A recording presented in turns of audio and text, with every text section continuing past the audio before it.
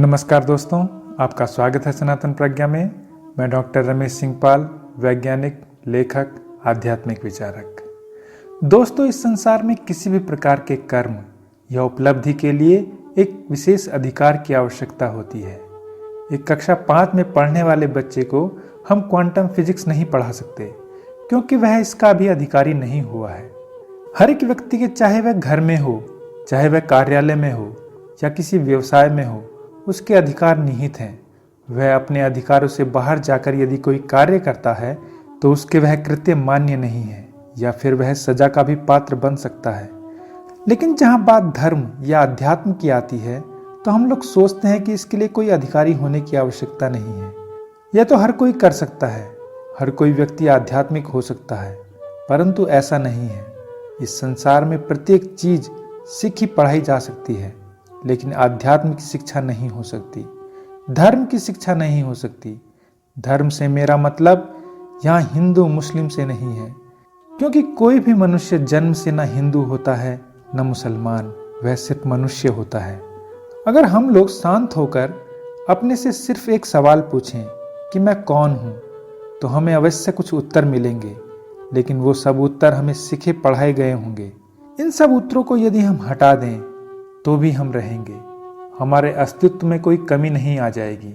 सहज ही सबसे पहले हमारा नाम आ जाएगा, जो कि सबसे बड़ा झूठ है। ये नाम हमें माँ बाप के द्वारा दिया गया एक आइडेंटिफिकेशन मार्क के जैसा है। नाम बहुत ही औपचारिक चीज है। ये समाज की सुविधा के लिए आपको दिए गए लेबल से ज़्यादा नहीं है।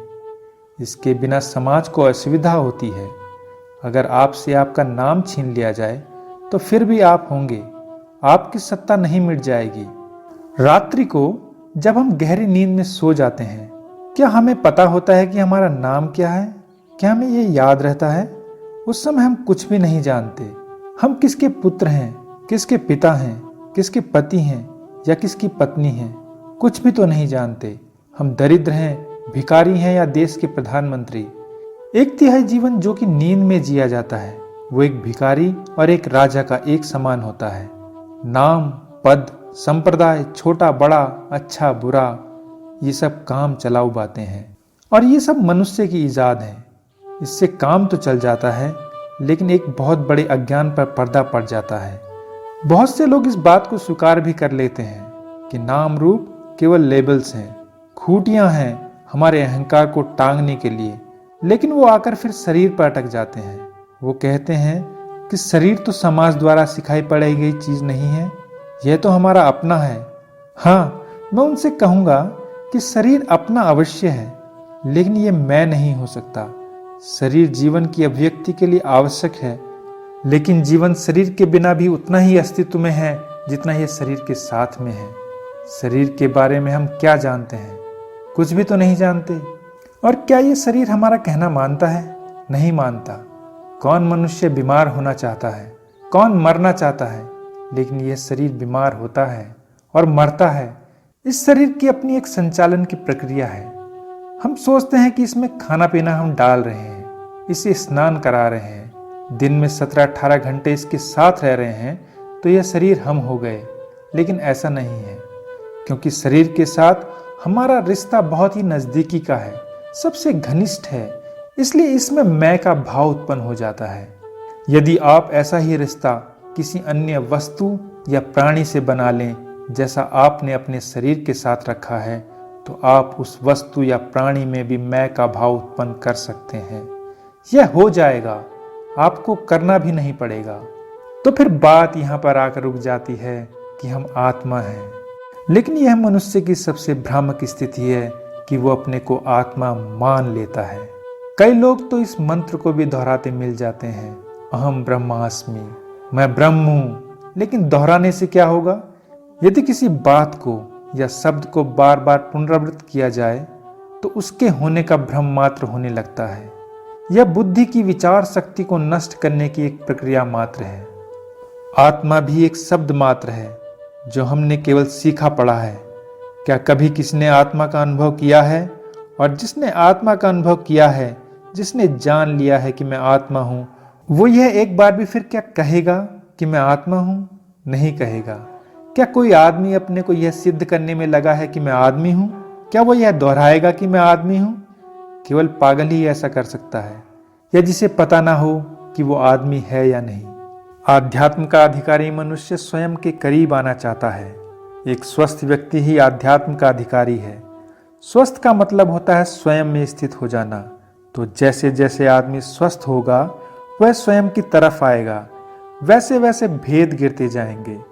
वह हिंदू नहीं रह जाएगा, वह मुसलमान भी नहीं रह जाएगा, वह स्त्री भी नहीं रह जाएगा और न ही पुरुष। कोई संज्ञा ना रह जाएगी उसे देने को, सब संज्ञाएं गिर जाएंगी। एक बात मैं और आपको बता देना चाहता हूं, अध्यात्म के अधिकारी का चित्त वैज्ञानिक होना आवश्यक है। अध्यात्म के अधिकारी के लिए औपचारिक शिक्षा नहीं बल्कि वैज्ञानिक चित्त मायने रखता है, उसका वैज्ञानिक दृष्टिकोण मायने रखता है। हम यूँ तो देखते हैं अपने आसपास बहुत से लोग घूम रहे हैं MSc PhD करके, लेकिन उनका चित्त नितांत अवैज्ञानिक है। एक वैज्ञानिक का मतलब है वह यह कहे कि मैं कुछ नहीं जानता, प्रयोग से जो सिद्ध होगा मैं बस वही जानता हूँ, अन्यथा मैं कुछ नहीं जानता। लेकिन दिक्कत ये हो जाती है कि वैज्ञानिक ऐसी बातें सिर्फ दुनिया के बारे में बोलता है, पदार्थ के बारे में बोलता है, अपने बारे में नहीं बोलता। अपने बारे में तो वो वही बोलता है जो उसे संसार ने, समाज ने, शिक्षा ने पढ़ा लिखा दिया। ये एक वैज्ञानिक चित्त की दशा नहीं है। एक वैज्ञानिक चित्त तभी हो सकता है जब वो यह बात स्वयं अपने बारे में समझे, चेतना के बारे में समझे। जिस दिन अपने अस्तित्व के प्रति भी वैज्ञानिक सोच पैदा हो जाती है, उस दिन वो अध्यात्म के लिए अधिकारी हो जाता है। एक बात यहाँ पर और साफ कर देने वाली बात है कि अध्यात्म का कोई भी संबंध संसार के त्याग से नहीं है। मैं यह नहीं कहता कि अध्यात्म का अधिकारी वो है जो घर परिवार छोड़कर हिमालय चला गया, या जिसने कोई पंथ या ट्रस्ट को ज्वाइन कर लिया, या फिर समाज का त्याग कर दिया।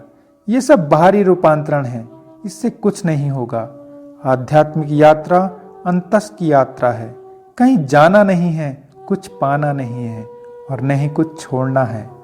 बस जो अनगिनत गलत धारणाएं हम लोगों ने अपने पे थोपी हुई हैं, जिनको हम सत्य समझकर जीवन जी रहे हैं, उन गलत धारणाओं के प्रति जागना है, उनका वैज्ञानिक विश्लेषण करना है। इस वैज्ञानिक विश्लेषण से हमें पता चलेगा कि भले ही सांसारिक दृष्टिकोण से ये उपाधियां नाम रूप उपयोगी हों, लेकिन हमारे होने के लिए, हमारे अस्तित्व के लिए ये आवश्यक नहीं है। हमारे उपनिषद भी कहते हैं, अयम आत्मा बलहीनेन लभ्य। आध्यात्म बलहीन मनुष्य के लिए नहीं है।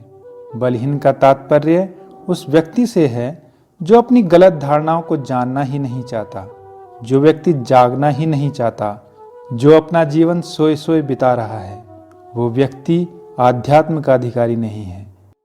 आध्यात्म का अधिकारी केवल वही व्यक्ति हो सकता है जो जीवन का तात्पर्य आहार, निद्रा, भय और मैथुन, इन चारों के परे भी समझता हो, वह स्वयं को जानने के लिए तत्पर हो। आज के लिए बस इतना ही। धन्यवाद। आध्यात्मिक उन्नति तथा मोटिवेशन के लिए सनातन प्रज्ञा से जुड़ें। जीवन में बदलाव अवश्य आएगा।